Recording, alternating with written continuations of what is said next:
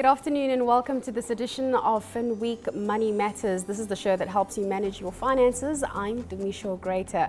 Well, coming up on the show today, we take a look at HelloPretty. That's an e-commerce platform for small businesses, and we take a look at the outlook for Sasol.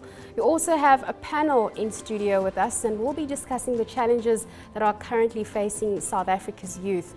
But please do note that you can email us and you can send us your comments or any feedback to moneymatters@abn360.com. But first, let's take a look at the trend of the week.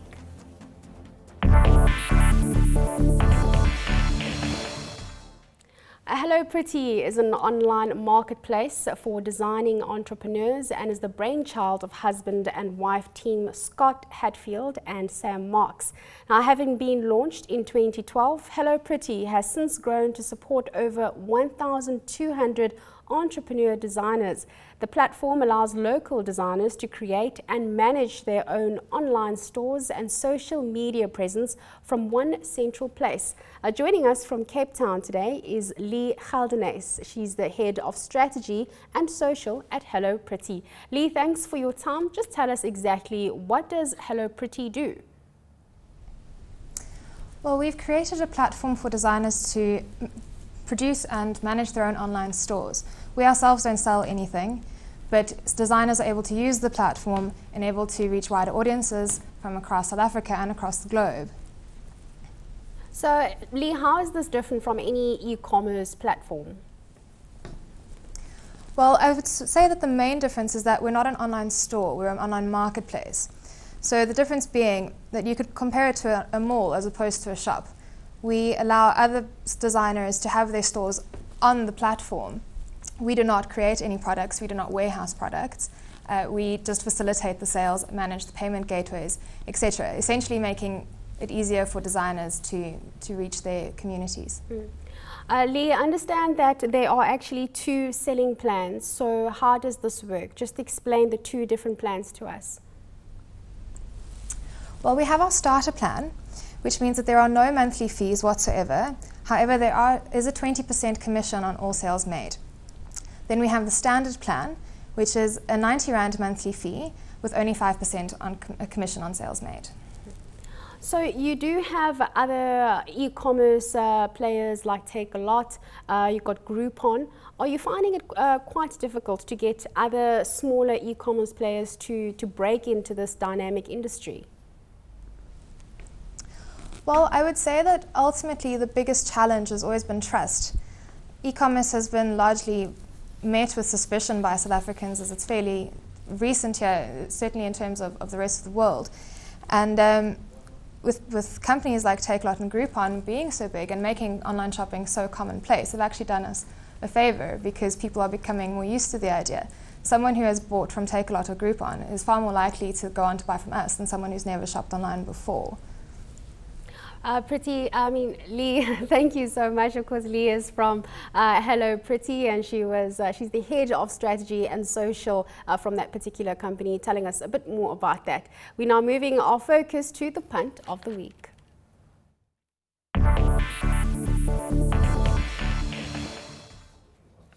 We're going to be talking about Sasol, that is the energy and chemicals company, and it's seen its share price recover on the back of the stronger oil price, with the Brent crude now up 50% since the start of this year.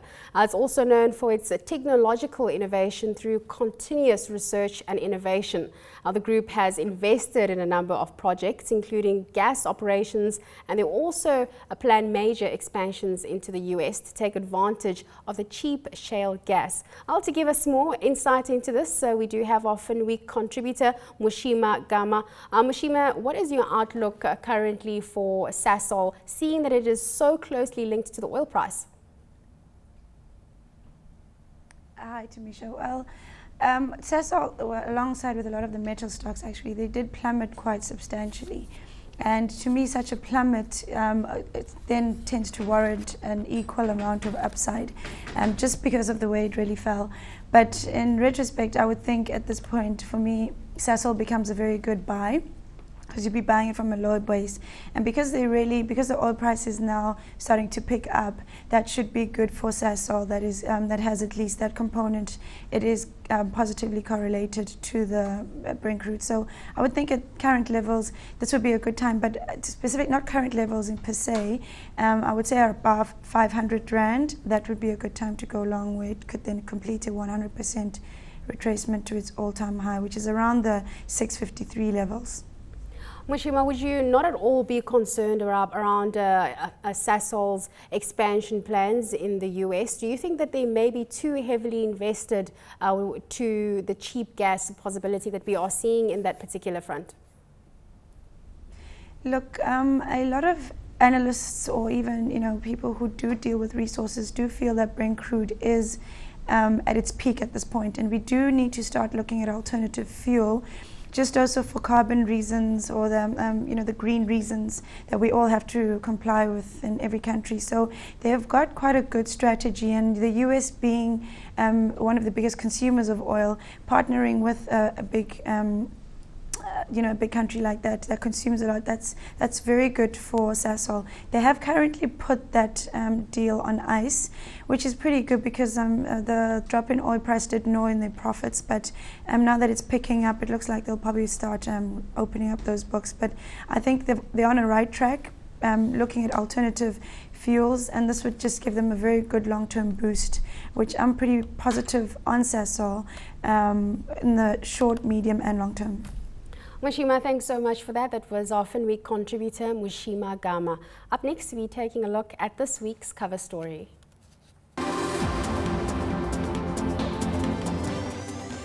South Africa has celebrated a tumultuous 21st birthday. It's been marred by xenophobic attacks and student protests over the lack of transformation at universities.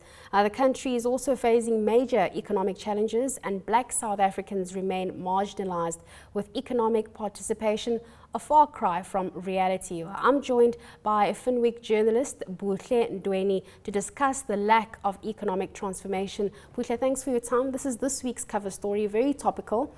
Would you say that South Africa is at a boiling point of tension? The issues around xenophobic attacks, the frustration that we are seeing with the youth. Your point, your take on this? Yeah. South Africa at a boiling point, definitely yes. The protests are valid. You see UCT, the movement that they have with the roads must fall. The fact that there are black professionals out there, but you get to a university like UCT and you're not seeing the transformation happen there. And then we also, like you mentioned, see the xenophobic attacks. Minority of South African population, but it is talking to something that is relevant to them.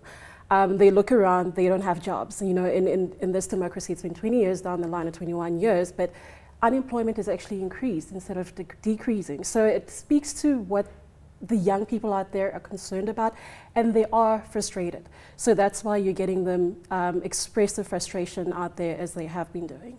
When you've been covering the story, were there any suggestions on how South Africa can go about fixing this problem?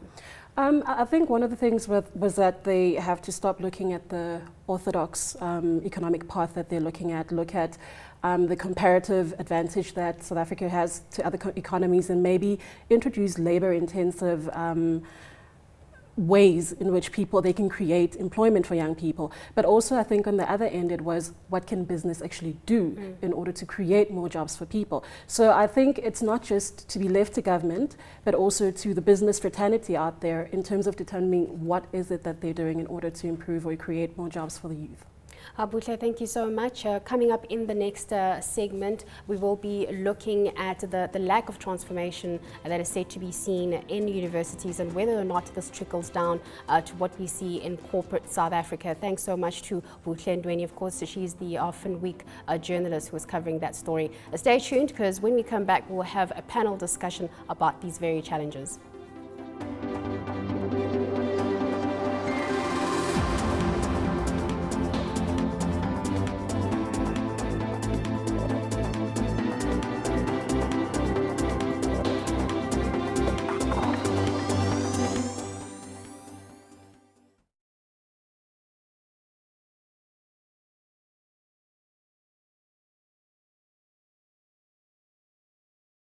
She must, Mienke, they said you must project. You're talking about Mienke, right? Oh, I must project. I can do that. The red scarf, this pink. Oh, hello. It's not you. It's not you, Mienke, sorry. Colorblind.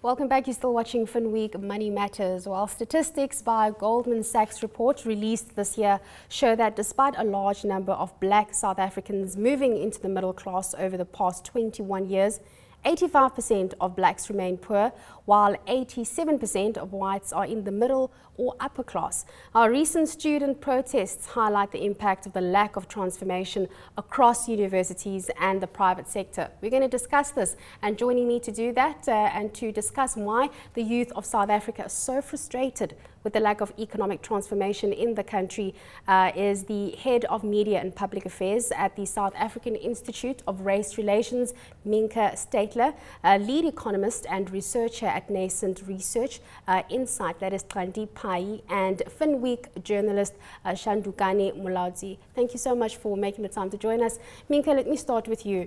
There are these campaigns that Buhle mentioned earlier, Roads Must Fall. Do you think that having these particular campaigns addresses the bigger issue around transformation?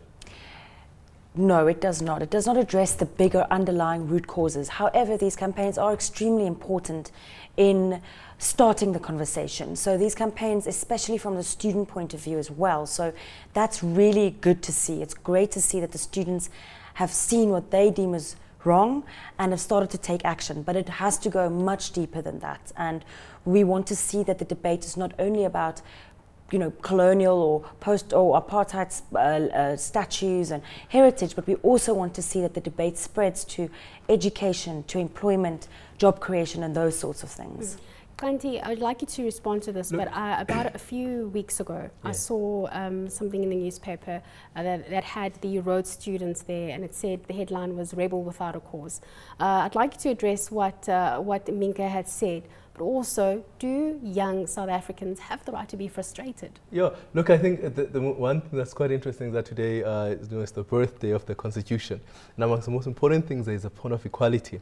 And one of the students are saying, and I went to a debate recently where they were talking, and they were saying, if we talk about the representation of colonialism, what they're trying to change also is the sense in which, if you go to a lecture, for example, as a student, the way it is, material is presented, the type of stuff that is included in the curriculum does not actually make them feel as if they are part of the system. So it's almost exclusionary, particularly if you think about the kind of education you're going to get to go forward, particularly if you think also about moving the country forward towards. So the way you are taught, the teaching and learning at university is very important if we are going to transform the university. But one of the things that I think is quite important as well is the way we look at each other. And I think that is one of the things that they want to talk about, in which they're saying, look, if I go to a class and I put up my hand at a tartan and we're discussing, say, for example, at a humanities lecture, and I have an idea, does my lecturer look at me in the same manner as they look at my white colleague, or, and they're thinking, look, it is not quite the same thing. And so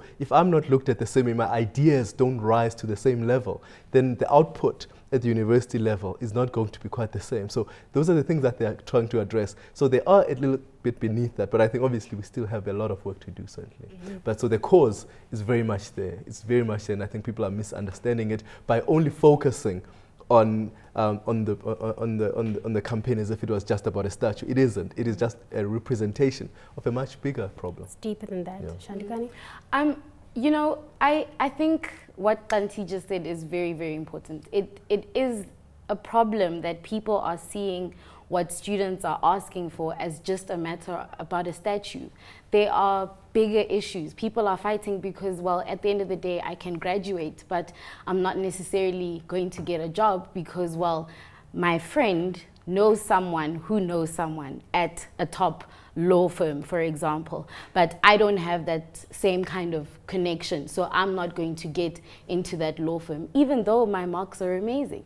So I think those are the things that people are saying, I'm not seen. People are fighting to be seen, and they're fighting to be seen in the same way as someone else. They also want to be human. And I think those are the things that students are saying, can we just have real change. That's what people want. They want real change. They don't want to see things that are sort of, you know, whitewashing, for example, where things look like they're changing, but they're not really. Mienke, in 2015, I really wouldn't think that we'd still be grappling with these issues, especially when you look at the born frees. This is a generation that is said to be born out of the shackles of our past. Do you think that born frees is a sham?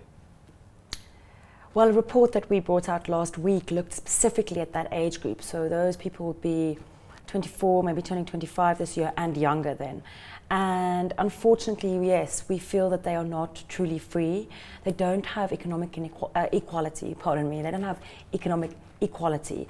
They don't have, I mean, we touched on all of this. They don't have those freedoms that they should be having in 2015, 21 years later. And the high unemployment, we're still seeing, for example, there's good stories. So there's a lot more enrollment in universities, but very few of those students actually end up graduating. Now that could be for a variety of reasons. The main one may be financial as well, or also not being heard, certain opportunities not opening up for them.